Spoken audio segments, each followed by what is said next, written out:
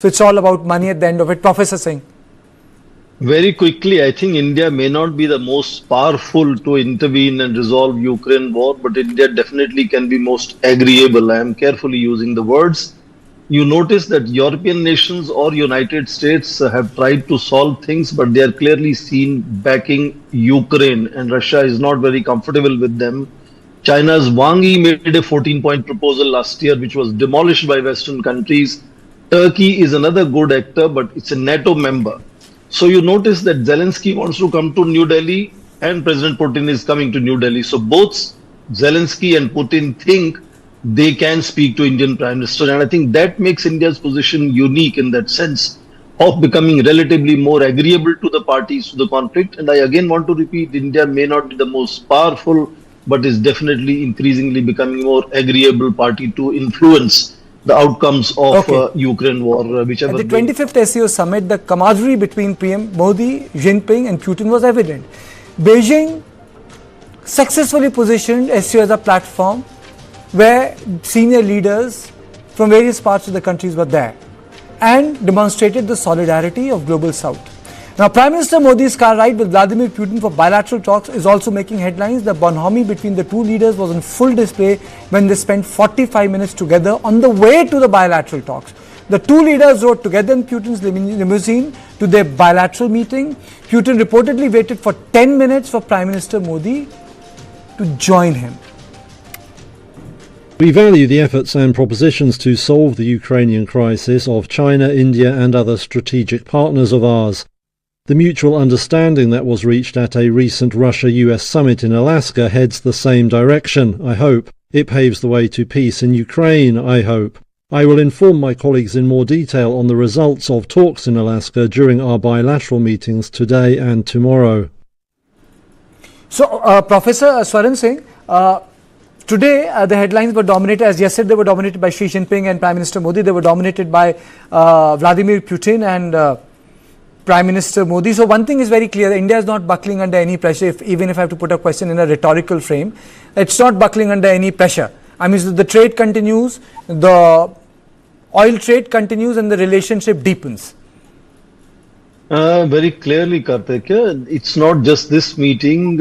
India has made it more than amply clear that India's relationship with Russia is a standalone relationship and is not going to change because President Trump doesn't like the way India buys oil from Russia. You gave example of President Putin waiting for 10 minutes, 45 minutes drive and follow-up meeting between them. We also know that President Putin addressed Indian Prime Minister as dear friend and so on. The very first time they met together, the body language, I understand you said chemistry is not to be seen as very significant, but that is symbolism. We understand that doesn't mean all problems solved, but the message they want to send to the wider world, that is what is interesting. And we saw not just now, before and after Alaska summit with President Trump, President Putin spoke to Indian Prime Minister. And just yesterday, Zelensky called Indian Prime Minister on phone, knowing that Indian Prime Minister is going to meet President Putin today. So in that sense of crossing messaging between the two sides is underlining what is known as very special and privileged relationship between India and Russia. So it is not just contributing in terms of ensuring that some kind of conversation between Ukraine and Russia could potentially become possible. But much of the world today clearly knows that in case some kind of ceasefire or peace begins to move forward, the only country whose responsibility will be then to ensure some kind of a peacekeeping force in that theater of eastern Ukraine will be only Indian peacekeeping forces in that sense. So both during the peace process and particularly there is a consensus after the peace process begins. India will be very clearly visible in resolving the Ukraine crisis without, of course, claiming for a Nobel Peace Prize, which is what is making President Trump really miffed with the entire exercise of India not recognizing that. So I think this was reinforcing the reality of India-Russia relationship being one of its kind. And in that sense, let me also add, India has also been conscious of the fact that if India doesn't stand with President Putin, and that will make him much more vulnerable to, going under the influence of President Xi Jinping, which is counterproductive for India in that sense.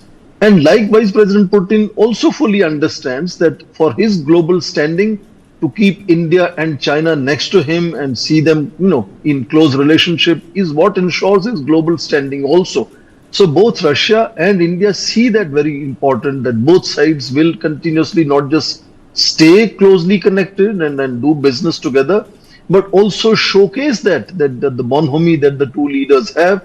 And the fact is very interesting. President Trump is saying he's not coming to India. President Putin's visit to India is confirmed. That again is showcasing India's very different stature today, where India can withstand pressures from President Trump and continue to do business as much as it wants to. And in that sense, India is standing on its feet and saying, this is what I want to do and this is how I'll run my foreign policy.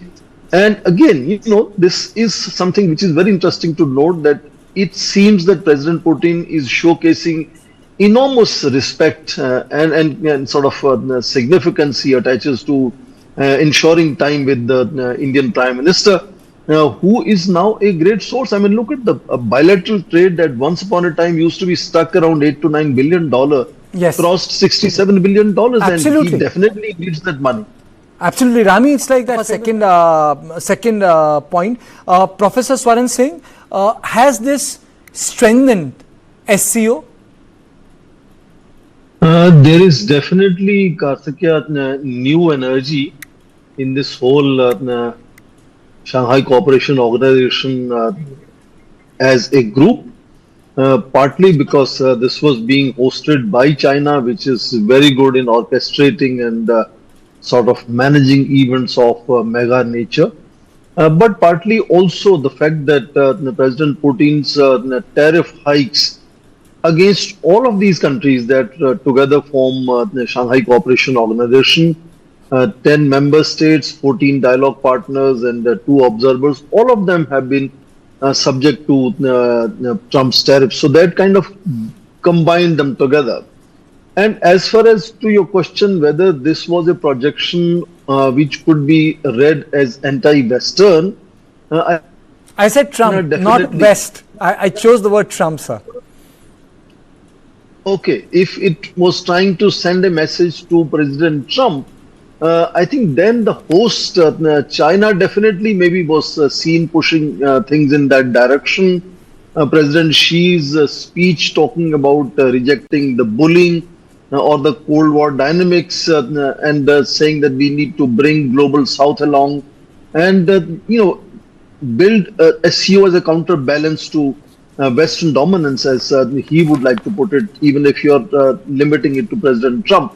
And to some extent, President Putin also seems to work along with that line and propose specific areas for financial autonomy, primarily in terms of SCO's investment bank and so on which again, so between President Putin and Xi, there was a greater understanding to project that anti-President Trump front here. But I think India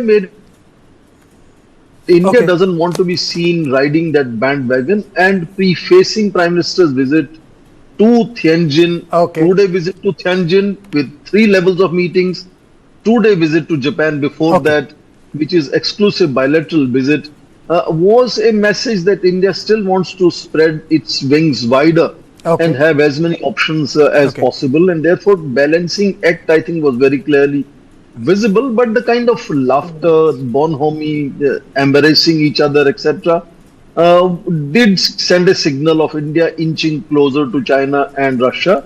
Now, many Western media people will read it in terms of perhaps as Modi's signal to President Trump, but I don't think India is trying to signal President Trump. Sir, one thing I have understood in reporting.